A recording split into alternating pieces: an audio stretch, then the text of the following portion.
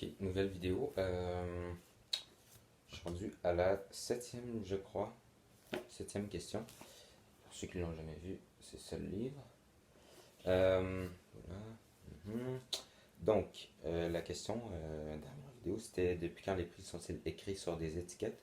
Aujourd'hui, la question c'est à quel signe distingue-t-on un vrai billet de 10 euros d'un faux? Puis la deuxième question, là, la petite question ici en bas, c'est presque la même chose, là. Donc, je vous lis ça. Pour savoir si votre billet de 10 euros est vrai, commencez par le toucher. Le papier à base de pur coton doit avoir une texture ferme et une sonorité craquante. Une sonorité craquante. Tu peux le craquer si tu veux. Regardez ensuite la fine bande argentée sur l'une des faces. En inclinant, le symbole euro alterne avec le nombre 10. Donc c'est peut-être comme les. Tu sais, il y a des petits signaux ou des petites choses, là, tu tournes comme ça, là, puis tu vois, ça bouge. Bon, c'est ça. Ah, attends, je vais même vous montrer quelque chose, 2 petites secondes. Check bien ça, ok? Donc, chandail, là, ça doit être ça. Wow. Je suis bien équipé. Blablabla, blablabla. Et vu en transparence des micro-perforations qui forment un euro, le signe euro. Toujours sur cette face du billet, en haut, les lettres rouges BCE, espace ECB, ont un léger relief. Plus loin, à gauche du drapeau européen, de drôles de signes sont imprimés. En les regardant en transparence, ils se complètent parfaitement avec ceux de l'autre face et forment un 10. J'ai déjà vu ça. Vous l'avez sûrement déjà peut-être vu aussi, là. Vous tenez votre petit billet, là. Puis là, mettons que vous avez, ça va être simple, là. Mettons que vous avez un 0 d'un bord, puis le 1 de l'autre. Ben, vu que c'est transparent, ça forme un 10 quand vous le regardez dans les airs. Ok, blabla. Toujours en transparence, une arche apparaît juste au-dessus en filigrane.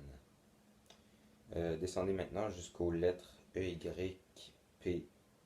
Là, je pense que c'est oméga ou quelque chose comme ça, là.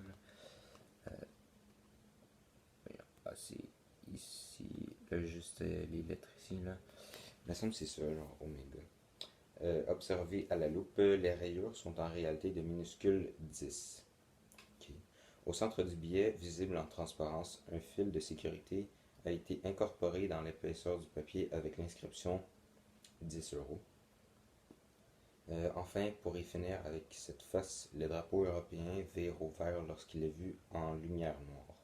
Aucune idée ce que c'est la lumière noire. Sur l'autre face du billet, une bande dorée apparaît en penchant le billet avec écrit 10 et euros. Il existe encore d'autres sécurités, mais elles n'ont pas été révélées au public pour ne pas faciliter le travail aux faux monnayeurs. Chose comme ça. Donc ça c'est tout pour la grosse question. Là ensuite il reste la petite ici. Donc combien coûte un billet de 10 euros? Bon, peut-être on pourrait avoir 10 euros qui ça coûte. Mais bon. La fabrication. Ah, ok, non, c'est ça. Combien coûte en fait la fabrication du billet? La fabrication d'un billet de banque entre le papier, l'encre, les hologrammes et la main-d'œuvre coûte quelques dizaines de centimes d'euros. Ça coûte vraiment rien. Ok, donc c'est fini pour cette question-là. Ouais, ça ressemble. La prochaine question, ça a aussi rapport avec l'argent. Si vous êtes. Si vous aimez l'argent, là, ben, ça va être le temps de regarder la vidéo. Donc, c'est tout pour aujourd'hui. J'espère que vous avez aimé. Abonnez-vous si vous avez aimé. Puis, c'est tout. Ciao!